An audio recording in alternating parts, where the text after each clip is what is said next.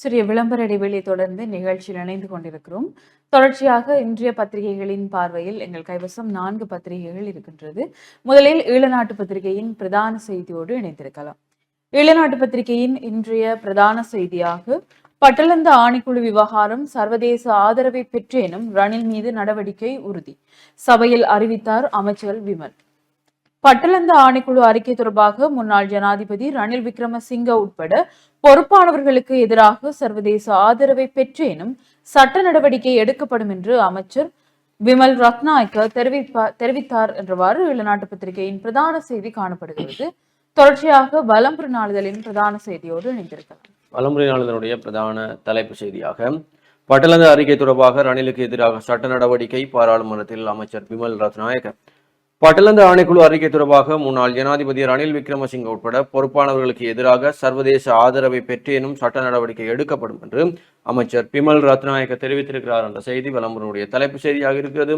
ஏனைய முற்பக்க செய்திகளுக்குள் 35 வருடங்களுக்கு பின்னர் பலாலி வீதி முழுமையாக விடுவிப்பு, காலை 6 மணியிலிருந்து மாலை 5 மணி வரையே பயணிக்கலாம், வாகனத்தை நிறுத்த பயண நேரத்தில் புகைப்படம் காணொலி எடுக்க தடை, 40 கிலோமீட்டர் வேகத்தில் மாத்திரமே பயணிக்க முடியும்.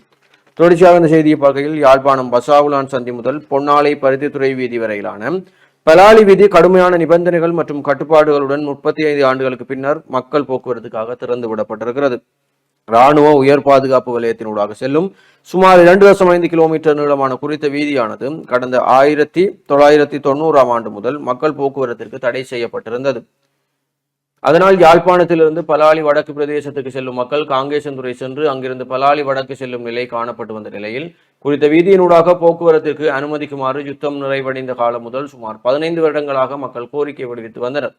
இந்த நிலையில் குறித்த வீதியானது நேற்று வியாழக்கிழமை முதல் பல்வேறு நிபந்தனைகள் மற்றும் கட்டுப்பாடுகளுடன் மக்கள் போக்குவரத்துக்காக திறந்து விடப்பட்டிருக்கிறது. குறித்த வீதியூடாக காலை 6 மணி முதல் மாலை 5 மணி வரை மாத்திரமே மக்கள் பயணிக்க முடியும். வீதியால் பயணிப்பவர்கள் வீதியின் இடையில் வாகனத்தை நிறுத்துதல், வாகனங்களை திருப்புதல், பயண நேரத்தில் புகைப்படம் காணொலி எடுத்தல் ஆகிய நடவடிக்கைகளுக்கு தடை விதிக்கப்பட்டிருக்கிறது. மணித்தியாலத்துக்கு 40 கிலோமீட்டர் வேகத்தில் மாத்திரமே பயணிக்க வேண்டும். சாரதிகளுக்கான அடையாள ஆவணங்கள் கட்டாயம் வைத்திருக்க வேண்டும்.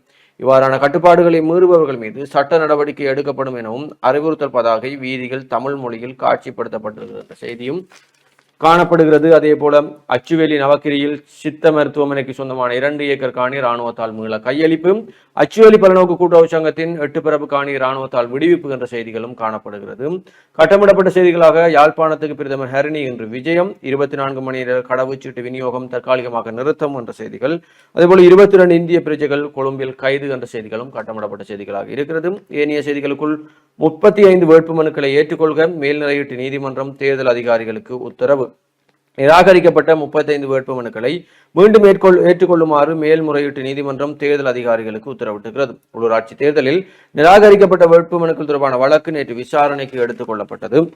இதன்போது உள்ளூராட்சி மன்ற தேர்தலில் பிறப்பு சான்றிதழ்கள், சமாதான நீதிவான்களின் சான்றிதழ்கள் மற்றும் அரசியலமைப்பின் 7வது அட்டவணையின் கீழ் எடுக்கப்பட்ட சத்திய பிரமாணம் ஆகியவற்றில் எழுந்த பிரச்சனைகள் காரணமாகவே நிராகரிக்கப்பட்ட வேட்புமனுக்களை மீண்டும் ஏற்றுக்கொள்ளுமாறு மேன்முறையீட்டு நீதிமன்றம் நேற்று சம்பந்தப்பட்ட தேர்தல் அதிகாரிகளுக்கு உத்தரவிட்டது. அதன்படி நிராகரிக்கப்பட்ட 35 வேட்புமனுக்களை மீண்டும் ஏற்றுக்கொள்ளவும் நீதிமன்றம் உத்தரவிட்டிருக்கிறது. மேன்முறையீட்டு நீதிமன்றத்தின் பதில் நீதிபதி முகமது லாபர் தாகிர் மற்றும் பெரியந்த பெர்னாண்டோ ஆகியோர் அடங்கிய நீதிபதிகள் அமர்வு தொடர்புடைய வேட்புமனுக்கள் நிராகரிக்கப்பட்டதற்கு எதிராக அரசியல் கட்சிகள் மற்றும் சுயாதீன குழுக்கள் தாக்கல் செய்த வேட்புமனுக்களை விசாரித்த பின்னர் இந்த உத்தரவை பிறப்பித்திருக்கிறார்கள் என்ற செய்தியும், பலாலி வீதியூடாக முழுமையான பேருந்து சேவை என்ற செய்திகளும், அதே போல மாவை கந்தனுக்கு இன்று கும்பாபிஷேகம், சோழ இளவரசி மாருத புரவீக வள்ளி போற்றி துதித்த வரலாற்று சிறப்புமிக்க யாழ்ப்பாணம் மாவையூர் ஸ்ரீ கந்தசுவாமி கோவிலின் மகா கும்பாபிஷேகம் பங்குனி உத்திரன் நாளாகிய இன்று நடைபெற உள்ளது என்ற செய்திகளும் வலம்புரியினுடைய முக்கிய செய்திகளாக முற்பக்க செய்திகளாக இருக்கிறது. தொடர்ச்சியாக ஈழநாட்டு பத்திரிகையின் ஏனைய செய்திகளை பார்க்கலாம்.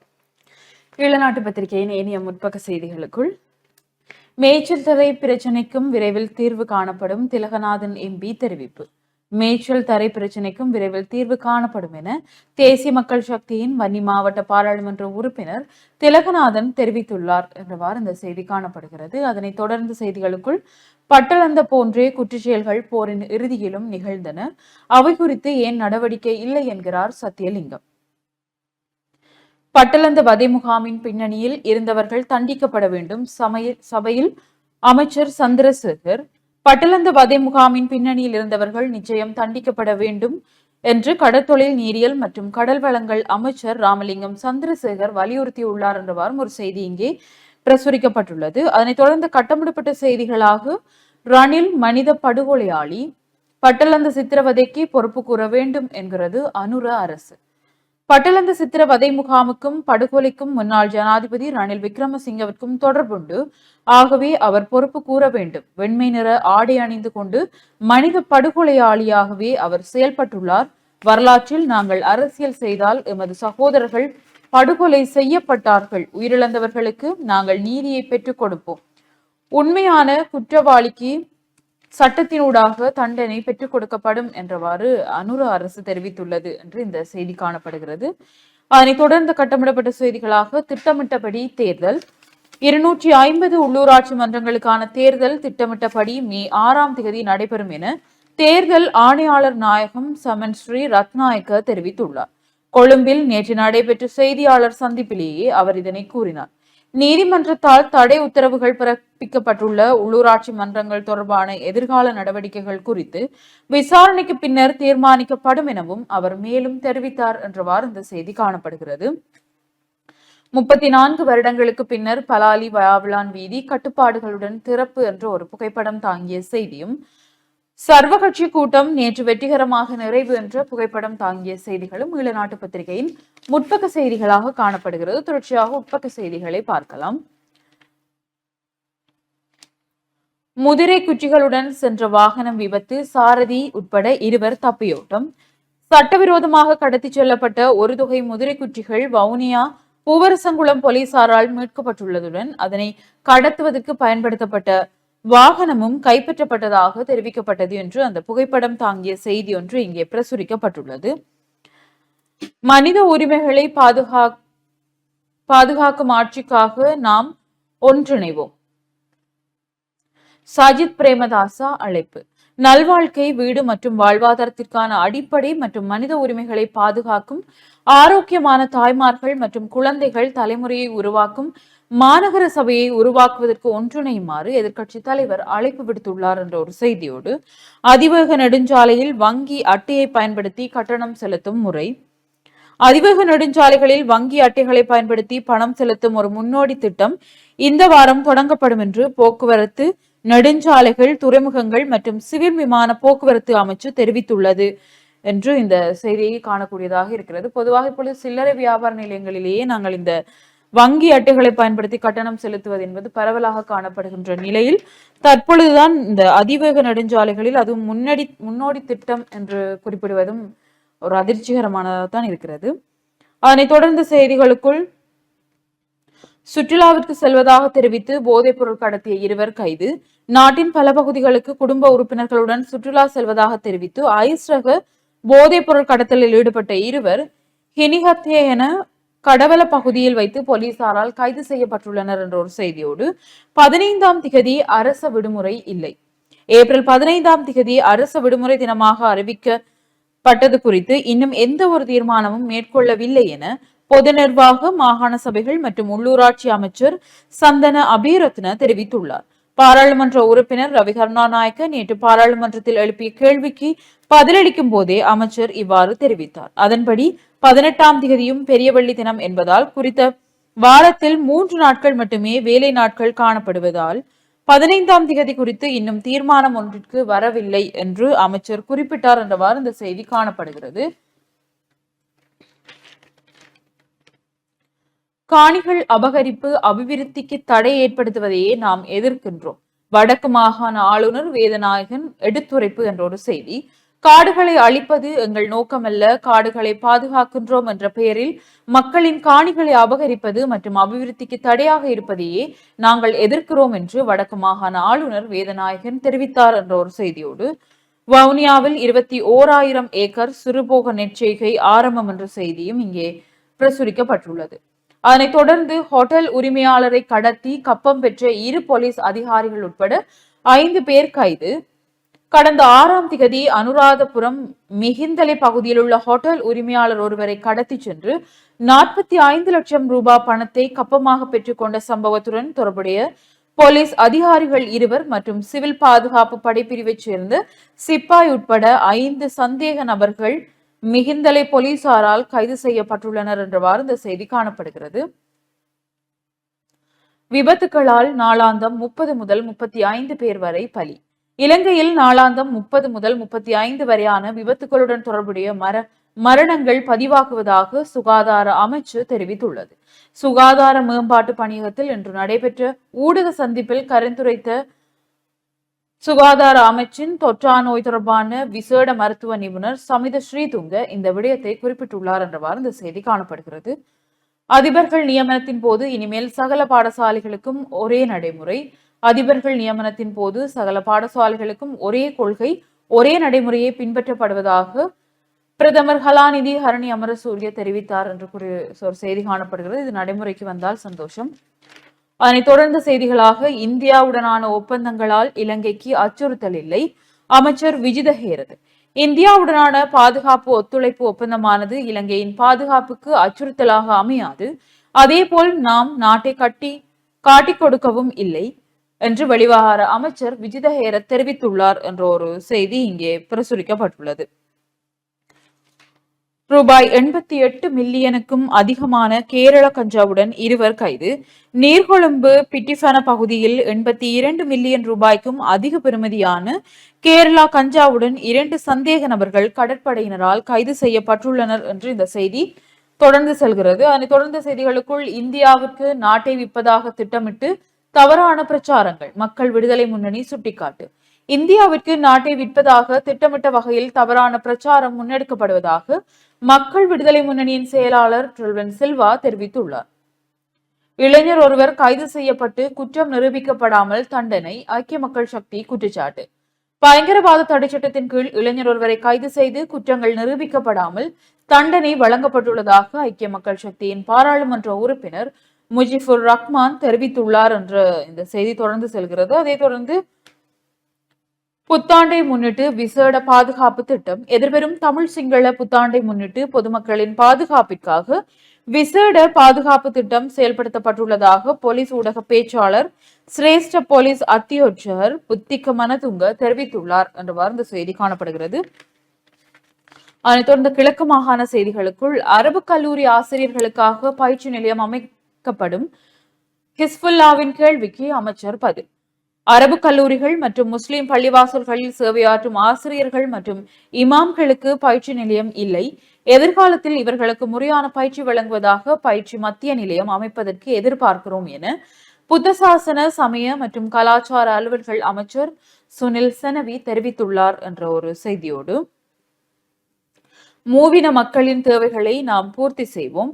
மக்களின் அன்றாட தேவைகளை பூர்த்தி செய்யக்கூடிய ஒரு சபையாக சம்மாந்துறை பிரதேச சபை மாற்றி அமைப்போம் என்று ஐக்கிய மக்கள் சக்தியின் வேட்பாளரும் சம்மாந்துறை தொகுதி பிரதம அமைப்பாளருமான ஹசன் அலி தெரிவித்துள்ளார் என்ற செய்தியோடு நெல் விதைப்பதை தொடர்ந்து காடுகளை நோக்கி யானைகளை அனுப்ப திட்டம் முன்னெடுப்பு என்ற ஒரு புகைப்படம் தாங்கிய செய்தியும் ஜனாசா நலன்புரி அமைப்பிற்கு அலுவலக தளபாடங்கள் வழங்கல் என்ற ஒரு புகைப்படம் தாங்கிய செய்திகளும் கிழக்கு மாகாண செய்திகளாக காணப்படுகிறது. இவைதான் உள்நாட்டு செய்திகளும்.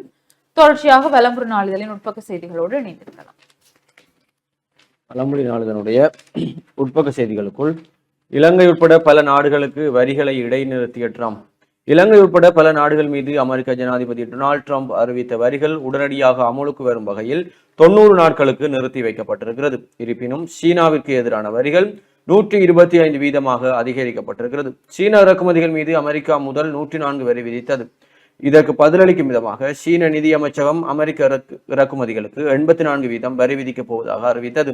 அதன்படி சீனாவின் முடிவுக்கு பதிலளிக்கும் விதமாக அமெரிக்கா மீண்டும் ஒரு முறை வரி விகிதத்தை அதிகரித்திருக்கிறது. இதனைத் தொடர்ந்து தற்போது அமெரிக்க சீன பொருட்களுக்கான வரியை 125 வீதமாக அதிகரித்துள்ளமை குறிப்பிடத்தக்கது என்று இந்த சீனா மற்றும் அமெரிக்காக்களுக்கு இடையில் இடம்பெறக்கூடிய பனிப்பொருளே பல நாடுகள் சிக்கி தவித்த நிலையில் இலங்கை உட்பட பல நாடுகளுக்கு 90 நாட்களுக்கு வரிகளை ட்ரம்ப் இடைநிறுத்தி வைத்திருக்கிறார் என்பது ஓரளவு ஆறுதல் அளிக்கக்கூடிய விடயமாகவும் இருக்கிறது.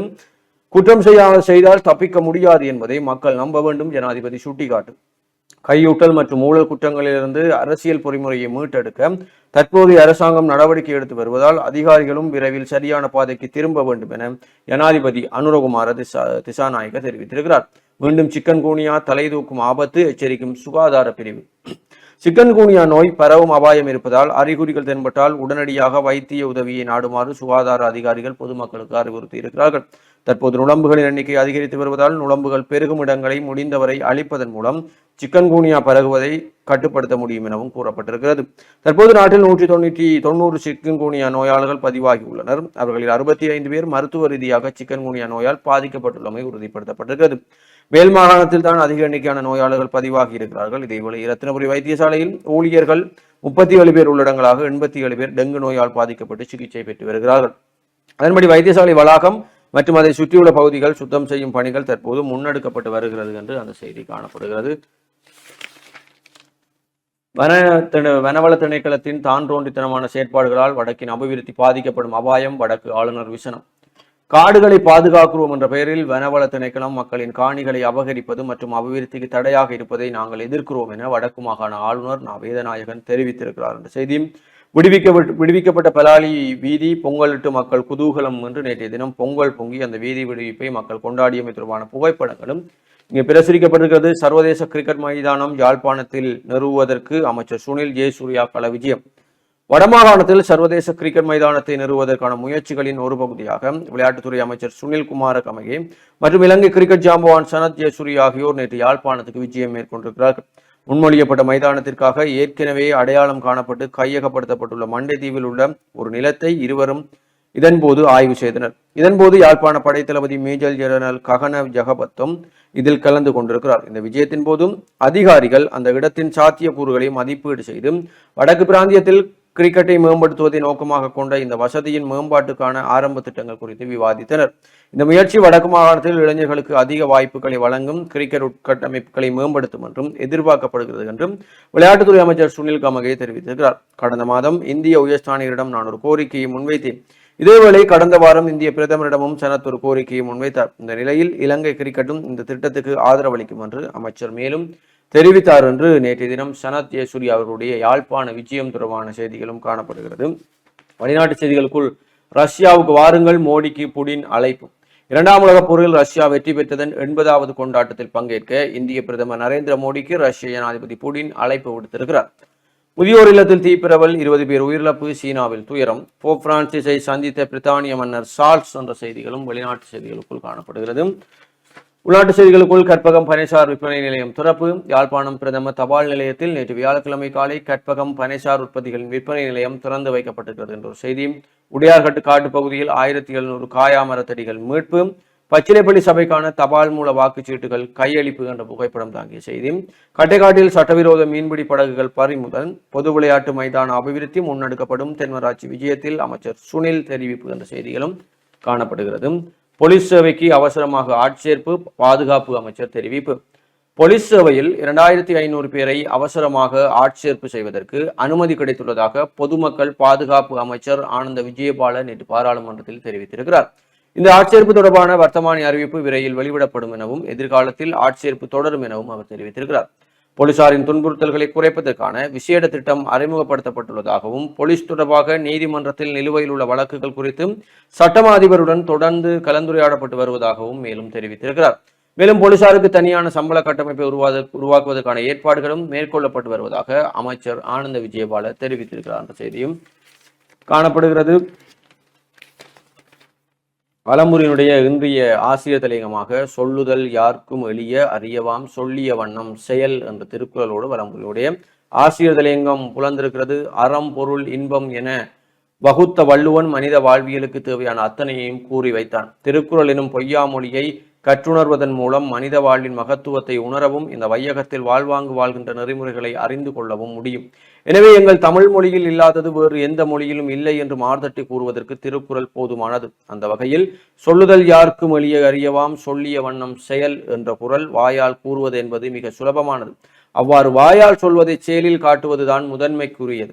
எனினும் பலரும் சொல்லுகின்றனரே தவிர அதனை செயலில் காட்டுவதாக தெரியவில்லை. ஆம், தற்போதைய ஜனாதிபதி அனுரகுமார திசாநாயக்க ஜனாதிபதி தேர்தலின் போது கூறிய பிரச்சாரங்களும் பொது தேர்தலின் போது தேசிய மக்கள் சக்தியினர் முன்வைத்த வாக்குறுதிகளுமே மக்களை ஈர்த்தன. நாட்டை சூறையாடுகின்ற கபோதிகளை வேரறுக்க வேண்டும் என்ற ஒரே நோக்கில் அனுரகுமார திசாநாயக்க தலைமையிலான தேசிய மக்கள் சக்திக்கு மக்கள் வாக்களித்தனர். எனினும் தேசிய மக்கள் சக்தி அரசாங்கம் இன்னமும் மக்களின் எதிர்பார்ப்புகளை நிறைவேற்றவில்லை என்பது இங்கு குறிப்பிட்டுத்தானாக வேண்டும். ஆம், ஒரு திரைப்படத்தில் வெற்றி என்பது திரைக்கதையின் வீச்சில் கதாநாயகன் வில்லனை எதிர்க்க வேண்டும். இங்குதான் திரைப்படத்தின் வெற்றியும் தோல்வியும் நிர்ணயிக்கப்படுகின்றது. அதாவது வில்லன் அறத்தின் எதிரி. இதை இன்னும் ஒருபடி மேற்சென்று கூறுவதாயின் வில்லன் என்பான் நீதிக்கு எதிரானவன். அவன் செய்கின்ற அட்டூழியங்கள் கொடுமைகள் ஏதாவது ஒரு வகையில் மக்களை கடுமையாக பாதிப்படைய செய்திருக்கும். எனவே அப்போது அறத்தை நீதியை விரும்புகின்ற மக்கள் எவ்வாறு வில்லனை தண்டிக்க வேண்டும் என்று எண்ணுகிறார்களோ அதற்கு ஏற்றாற்போல் கதாநாயகன் காரியத்தை செய்து முடிக்க வேண்டும். அதுவே திரைப்படத்தை வெற்றி பெறவும் செய்யும். ஆக இந்த நாட்டை சூறையாடியவர்களை கடுமையாக தண்டிக்க வேண்டும். முறையற்று தேடி அவர்களின் சொத்துக்கள் பறிமுதல் செய்யப்பட வேண்டும். அதிலும் வெளிநாடுகளில் வைத்துள்ள சொத்துக்களை கைப்பற்ற வேண்டும். இதுவே மக்களின் வேணவா? இதனை செய்யும் போதுதான் மக்கள் ஆற்றுப்படுவார்கள். எனினும் மக்களின் எதிர்பார்ப்பை இன்னமும் அனுர அரசு ஆம் இன்னும் அவை வரும் சொற்களாகவே உள்ளன என்று வலம்புரியுடைய ஆசிரியர்கள் எங்கும் காணப்படுகிறது. வவுனியாவில் சங்கிலி அறுப்புகளின் பின்னணியில் இராணுவ சிப்பாய் பொறி வைத்து பிடித்தார்கள். போலீசார் சிறுபோக நிச்சகை வவுனியாவில் ஆரம்பம். வரி விதிக்காது நாடாள முடியாது ஆளுங்கட்சி எம்பி நிமால். ஈஸ்டர் தாக்குதலுடன் பிள்ளையானுக்கு தொடர்பு பகிரங்கப்படுத்தினார் ஆனந்த விஜயபாலன். 2019 ஆண்டு நாட்டை ஒழுக்கிய உயிர்த்த ஞாயிறு தாக்குதலுடன் பிள்ளையான் எனப்படும் சிவனேசதுரை சந்திரகாந்தன் தொடர்புபட்டுள்ளதாக பொதுமக்கள் பாதுகாப்பு அமைச்சர் ஆனந்த விஜயபாலன் நேற்று பாராளுமன்றத்தில் பகிரங்கமாக அறிவித்தார். கிழக்கு மாகாணத்தின் முன்னாள் முதலமைச்சர் பிள்ளையான் கிழக்கு பல்கலைக்கழகத்தின் துணைவேந்தர் காணாமல் ஆக்கப்பட்டமை 2006 ஆண்டு இளைஞன் ஒருவர் கடத்தப்பட்ட சம்பவம் உள்ளிட்ட விசாரணைகளுக்காக பயங்கரவாத தடுப்பு பிரிவால் கைது செய்யப்பட்டு தடுத்து வைக்கப்பட்டுள்ள நிலையில் அமைச்சர் பாராளுமன்றத்தில் மேற்கொண்டவாறு தெரிவித்தார். அவர் மேலும் கருத்துரைத்த அவர் உயிர்த்த ஞாயிறு தாக்குதலுடன் பிள்ளையானை தொடர்புபடுத்தும் குறிப்பிடத்தக்க தகவல்கள் தமக்கு கிடைக்கப்பெற்றுள்ளதாகவும் விரைவில் அவை வெளியிடப்படும் எனவும் தெரிவித்திருக்கிறார். செய்தி காணப்படுகிறது. இவைதான் வலம்புரியினுடைய இன்றைய முக்கிய செய்திகளாக இருக்கிறது. தொடர்ச்சியாக ஈழநாட்டு பத்திரிகையின் ஏனைய செய்திகளை பார்க்கலாம். ஈழநாட்டு பத்திரிகையின் உலக செய்திகள் பக்கத்தில் சீனாவை தவிர பிற நாடுகளுக்கான வரி விதிப்பு தற்காலிகமாக நிறுத்தம். அமெரிக்க ஜனாதிபதி ட்ரம்ப் திடீர் முடிவு. சீனாவை தவிர பிற நாடுகளுக்கான வரி விதிப்பை தற்காலிகமாக நிறுத்த அமெரிக்க ஜனாதிபதி டொனால்ட் ட்ரம்ப் திடீர் முடிவெடுத்துள்ளார் என்ற செய்தியோடு தீவிரமடையும் வர்த்தக போர். சீன இறக்குமதிகள் மீது வரிகள் 125% உயர்வு. சீனாவிற்கு விதிக்கப்படும் இறக்குமதிகள் மீதான வரியை 125% உயர்த்தி அமெரிக்க ஜனாதிபதி டொனால்ட் ட்ரம்ப் உத்தரவிட்டுள்ளார் என்றவாறு இந்த செய்தி காணப்படுகிறது. நாளுக்கு நாள் சீனா மீது அமெரிக்கா விதிக்கக்கூடிய இந்த வரி என்பது அதிகரித்து செல்வதையே காணக்கூடியதாக இருக்கிறது. இன்ஸ்டாகிராம் பயன்படுத்த சிறுவர்களுக்கு கட்டுப்பாடு. இன்ஸ்டாகிராம் பயன்படுத்த சிறுவர்களுக்கு புதிய கட்டுப்பாடு விதிக்கப்பட்டுள்ளது. உலகின் முன்னணி சமூக வலைதள நிறுவனமான மெட்டா உள்ளது. இந்த நிறுவனத்தின் சமூக வலைதள செயலிகளான ஃபேஸ்புக், வாட்ஸ்அப், இன்ஸ்டாகிராம் ஆகியவற்றை உலகம் முழுவதும் கோடிக்கணக்கானவர்கள் பயன்படுத்தி வருகின்றனர். இந்த நிலையில் 16 வயதிற்குட்பட்ட சிறுவர்கள் ஃபேஸ்புக், மெசேஞ்சர், இன்ஸ்டாகிராம் பயன்படுத்துவதற்கு புதிய கட்டுப்பாட்டை மெட்டா நிறுவனம் அறிமுகப்படுத்தியுள்ளது. இதன்படி பெற்றோர்கள் தங்களின் 16 வயதிற்குட்பட்ட சிறுவர்களின் கணக்குகளை நேரடியாக பார்வையிட கூடுதல் வசதிகளை அளித்துள்ளது. இதன் மூலம் பெற்றோர் அனுமதி இல்லாமல் சிறுவர்கள் இன்ஸ்டாகிராமில் நேரலையில் தோன்றுதல், நிர்வாண படங்களை பரிமாறுவதற்கு தடை விதிக்கப்பட்டுள்ளது. பெற்றோர்கள் தங்களுடைய கணக்குகளுடன் குழந்தைகளின் கணக்குகளை இணைத்து இதனை செயல்படுத்த வழிவகை செய்யப்பட்டுள்ளது. முதற்கட்டமாக அமெரிக்கா, இங்கிலாந்து, கனடா மற்றும் ஆஸ்திரேலியா உள்ளிட்ட நாடுகளில் இந்த கட்டுப்பாடு அமலுக்கு வருகிறது என்றவாறு இந்த செய்தி காணப்படுகிறது. அதனைத் தொடர்ந்து ஊழலில் கர்நாடகா முதலிடம். ஊழலில் கர்நாடகா முதலிடம் என்று முதலமைச்சரின் ஆலோசகர் கருத்து வெளியிட்டுள்ளதாக அந்த மாநில அரசியல் பெரும் பரபரப்பு ஏற்பட்டுள்ளது என்றவாறு இந்த செய்தி தொடர்ந்து செல்கிறது. முதியோர் இல்லத்தில் பயங்கர தீ விபத்து, 20 பேர் உடல் கருகி பலி. வடக்கு சீனாவின் ஹெபே மாகாணத்தில் உள்ள ஒரு முதியோர் இல்லத்தில் ஏற்பட்ட தீ விபத்தில் சிக்கி 20 பேர் உயிரிழந்துள்ளனர். நேற்று முன்தினம் இரவு 9 மணியளவில் இந்த தீ விபத்து ஏற்பட்டுள்ளது. தீ விபத்து குறித்து தீயணை துறையினருக்கு உடனடியாக தகவல் தெரிவிக்கப்பட்டதை அடுத்து சம்பவ இடத்திற்கு விரைந்து சென்ற தீயணைப்பு துறையினர் தீயை அணைத்து மீட்பு பணியில் ஈடுபட்டுள்ளனர். அப்போது 20 பேரின் உடல்கள் கருகிய நிலையில் கண்டெடுக்கப்பட்டன. மேலும் பலர் அருகிலுள்ள மருத்துவமனைக்கு சிகிச்சைக்காக கொண்டு செல்லப்பட்டனர்.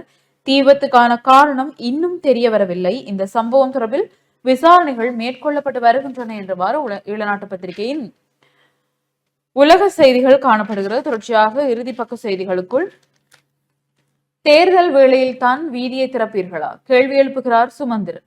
தேர்தல் நெருங்கும் வேளைதான் வீதியை திறப்பீர்களா என இலங்கை தமிழரசு கட்சியின் பதில் பொதுச் செயலாளர் MA சுமந்திரன் கேள்வி எழுப்பியுள்ளார் என்ற ஒரு செய்தியும், யாழில் சர்வதேச கிரிக்கெட் அரங்கம் விளையாட்டு அமைச்சர் நேரில் பார்வை என்ற ஒரு புகைப்படம் தாங்கிய செய்தி, வடக்கு மாகாணத்தில் ஒரு சர்வதேச கிரிக்கெட் அரங்கத்தை நிறுவுவதற்கான முயற்சிகளின் ஒரு பகுதியாக இலங்கை கிரிக்கெட் ஜாம்பவான் சனத் ஜெயசூரிய மற்றும் விளையாட்டு அமைச்சர் சுனில் ஹமகே நேற்று யாழ்ப்பாணத்துக்கு விஜயம் செய்தனர்.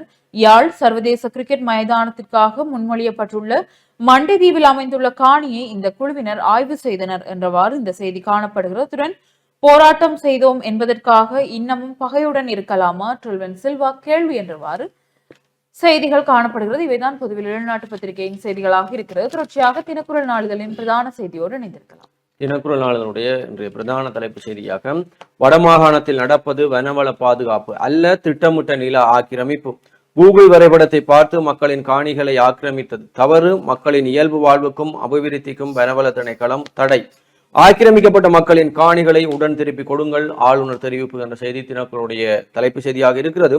காடுகளை பாதுகாப்பதற்கு நாம் எதிர்க்கவில்லை, காடுகளை பாதுகாப்பதாக கூறிக்கொண்டு தமிழ் மக்களுடைய காணிகளை ஆக்கிரமிக்கப்படுவதை நாம் எதிர்க்கிறோம் என கூறியிருக்கும் வடமாகாண ஆளுநர் வேதநாயகன், கூகுள் வரைபடத்தை பயன்படுத்தி ஆக்கிரமிக்கப்பட்டுள்ள மக்களின் காணிகளை உடனடியாக விடுவியுங்கள் என்றும் வலியுறுத்தி இருக்கிறார் என்று அந்த செய்தி தொடர்ந்து செல்கிறது. இதுதான் தினக்குரலுடைய இன்றைய பிரதான தலைப்பு செய்தியாக இருக்கிறது. தொடர்ச்சியாக உதயன் பத்திரிகையின் தலைப்பு செய்தியோடு இணைந்திருக்கலாம். உதயன் பத்திரிகையின் இன்றைய பிரதான செய்தியாக, 35 ஆண்டுகளுக்கு பின்னர் கடும் நிபந்தனைகளுடன் திறக்கப்பட்டது பலாலி வீதி. வாகனங்களை நிறுத்தக்கூடாது, ஒளிப்படங்கள் எடுக்கக்கூடாது, நேர கட்டுப்பாடும் அமுலில். யாழ்ப்பாணம் வயாவுலான் சந்தி முதல் பொன்னாலை பருத்தித்துறை வீதி வரையிலான பலாலி வீதி கடுமையான நிபந்தனைகள் மற்றும் கட்டுப்பாடுகளுடன் 35 ஆண்டுகளுக்கு பின்னர் மக்களின் பாவனைக்காக திறக்கப்பட்டுள்ளது என்றவாறு இந்த செய்தி காணப்படுகிறது. அதனை தொடர்ந்த செய்திகளுக்குள், ஏப்ரல் 17 யாழ் வருகிறார் அனுர என்ற ஒரு செய்தி. தேசிய மக்கள் சக்தியின் தேர்தல் பரப்புரை நடவடிக்கைகளுக்காக எதிர்வரும் 17 ஜனாதிபதி அனுர யாழ்ப்பாணத்திற்கு வரவுள்ளார் என்று தகவல்கள் வெளியாகியுள்ளன என்று இந்த செய்தி காணப்படுகிறது. யாழ்ப்பாணத்தில் பிரதமர் ஹரணி மாவட்டபுரம் கந்தசுவாமி கோயிலின் மகா கும்பாபிஷேகத்தில் கலந்து கொள்வதற்காகவும் மக்கள் சந்திப்புகளில் ஈடுபடுவதற்காகவும் பிரதமர் ஹரணி யாழ்ப்பாணத்திற்கு இன்று வருகை தர உள்ளார் என்ற செய்தியோடு, யாழில் மிக விரைவில் கிரிக்கெட் மைதானம் அமைச்சர் குழு ஆராய்வு என்று நாங்கள் ஏலவே விரிவாக பார்த்த ஒரு செய்தி. கட்டமிடப்பட்ட செய்திகளாக, நவக்கிரி சித்த வைத்தியசாலையின் 2 ஏக்கர் காணி விடுவிப்பு என்ற செய்தியும், உயிர்த்த ஞாயிறு தாக்குதல் பிள்ளையானுக்கு தொடர்பு தீவிர விசாரணையில் அரசு என்ற செய்திகளும் இங்கே காணக்கூடியதாக இருக்கிறது. முச்சந்தி முரளி அவர்களுடைய கருத்தாக, வீதி திறக்கும் முன்னே எலெக்ஷன் வரும் பின்னே என்றவாறு இருக்கின்றது. அதனைத் தொடர்ந்த செய்திகளுக்குள், வடக்கு கிழக்கு மக்களுக்கு நிச்சயம் நீதியை வழங்குவோம் அமைச்சர் விமல் வாக்குறுதி என்ற செய்தியோடு, காங்கேசன்துறையிலிருந்து பேருந்து சேவை ஆரம்பம். 764 இலக்க தனியார் பேருந்து சேவை இனிவரும் நாட்களில் காங்கேசன் துறை வரை இடம்பெறும் என்று தனியார் பேருந்து சேவையின் 764 பிரிவைச் சேர்ந்த அமிர்தலிங்கம் தெரிவித்துள்ளார் என்றவாறு உதயன் பத்திரிகையின் முற்பக்க செய்திகள் காணப்படுகிறது. தொடர்ச்சியாக உட்பக்க செய்திகளுக்குள், மாகாண தேர்தலின் பின்னரே அரசியல் அமைப்பு உருவாக்கம் பிரதமர் ஹரணி தெரிவிப்பு. நாட்டு மக்களின் அபிலாசைகள் உள்ளடங்கிய புதிய அரசியல் அமைப்பு உருவாக்கப்படும். மாகாண சபை தேர்தலை தொடர்ந்து புதிய யாப்பு உருவாக்க பணிகள் முன்னெடுக்கப்படும் என்று பிரதமர் ஹரணி அமரசூரிய தெரிவித்துள்ளார் என்ற செய்தியும், 21,000 ஏக்கரில் வவுனியாவில் சிறுபோகம் என்ற செய்திகளும் இங்கே பிரசுரிக்கப்பட்டுள்ளது. தொடர்ச்சியாக தினக்குரல் நாளிதழின் முற்பக்க செய்திகளோடு இணைந்திருக்கலாம். தினக்குரல் நாளிதழுடைய செய்திகளுக்குள், ஏவிபியின் ரோகன விஜயவீரவை போல் விடுதலை புலிகளின் தலைவர் பிரபாகரன் துரோகி அல்ல. விடுதலை புலிகள் நூலகங்கள், பாடசாலைகள், பல்கலைக்கழகங்களை தீக்கிரையாக்கவில்லை. தமது மக்களுக்கு சிறந்த கல்வியை கொடுத்தார்கள். ஆனால் மக்கள் விடுதலை முன்னணி தீக்கிரையாக்குவதையே மட்டும் கொள்கையாக கொண்டிருந்தது. பின்னர் எப்படி பிரபாகரனை துரோகி என்றும் ரோகன விஜயவீரவை வீரன் என்றும் சொல்வது? கடந்த காலத்தை மறந்துவிட்டு தாங்கள் தூய்மையானவர்கள் என பேசக்கூடாது என்று நாடாளுமன்ற உறுப்பினர் தயாஸ்ரீ ஜெயசேகர தெரிவித்திருக்கிறார். பாராளுமன்றத்தில் நேற்று இடம்பெற்ற பட்டளந்த விசாரணைகள் ஆணைக்குழுவின் அறிக்கை மீதான விவாதத்தில் கலந்து கொண்டு உரையாற்றும் போதே அவர் மேற்கொண்டவாறு தெரிவித்திருக்கிறார். அவர் மேலும் கூறுகையில், 1994 ஆண்டு பின் ஆட்சிக்கு வந்த அனைத்து அரசாங்கங்களும் மக்களுக்கு விடுதலை முன்னணி ஒத்துழைப்பு வழங்கியது. முன்னாள் ஜனாதிபதி ரணில் விக்ரமசிங்கவை அரச தரப்பினர் சித்திரவதைக்காரர் என்று குற்றம் சாட்டுகிறார்கள். ஆனால் 2015 ஆண்டு அவருடன் இணைந்து அரசாங்கத்தை உருவாக்கினார்கள். 1994 ஆண்டில் இருந்து 2015ஆம் ஆண்டு வரையான காலப்பகுதியில் மக்கள் விடுதலை முன்னணி பட்டளந்த விவகாரம் மற்றும் விஜயவீர படுகொலை பற்றி பேசவில்லை. முன்னாள் ஜனாதிபதி ரணில் விக்ரமசிங்க அல் ஜசீரா ஊடகத்திற்கு பட்டளந்த விவகாரத்தை குறிப்பிடாமல் இருந்திருந்தால் இன்று இந்த விடயத்தை எவரும் பேசியிருக்க மாட்டார்கள். விடுதலை புலிகளின் தலைவர் பிரபாகரனை துரோகி என்றும் ரோகண விஜயவீரவை வீரன் என்றும் குறிப்பிட முடியாது. 1988 காலப்பகுதிகளிலும் அதன் பின்னரான காலப்பகுதிகளிலும் சுமார் 64,000 பேர் படுகொலை செய்யப்பட்டார்கள். மறுபுறம் சொத்துக்களை அளித்தீர்கள். விடுதலை புலிகள் நூலகம், பாடசாலை, பல்கலைக்கழகம் போன்றவற்கு தீ வைக்கவில்லை. இராணுவத்துக்கு எதிராகவே செயற்பட்டார்கள். ஆனால் மக்கள் விடுதலை முன்னணி பாடசாலைகள், பல்கலைக்கழகங்கள் மற்றும் தொழிற்சாலைகளை தீக்கிரையாக்கியது. ஆகவே கடந்த காலத்தை மறந்துவிட்டு தூய்மையானவர்கள் போல் பேசக்கூடாது என்று அந்த செய்தி காணப்படுகிறது. தினக்குரலுடைய இறுதி பக்க செய்திகளாக சாய் சுதர்சன் அதிரடி, ராஜஸ்தானை வீழ்த்தி முதலிடத்தில் குஜராத் என்ற செய்திகள், சனத் விஜயசூர்யா கிளிநொச்சி மத்திய கல்லூரிக்கு விஜயம் என்ற செய்திகளும் தினக்குடைய செய்திகளாக இருக்கிறது. இவைதான் இன்றைக்கு புலந்திருக்கக்கூடிய செய்தி பத்திரிகைகளுடைய முக்கிய செய்திகளாக இருக்கிறது. தொடர்ந்து மனிதர்களை சிறிய ஒரு விளம்பர இடைவெளிக்கு பிறகு மீண்டும் சந்திப்போம்.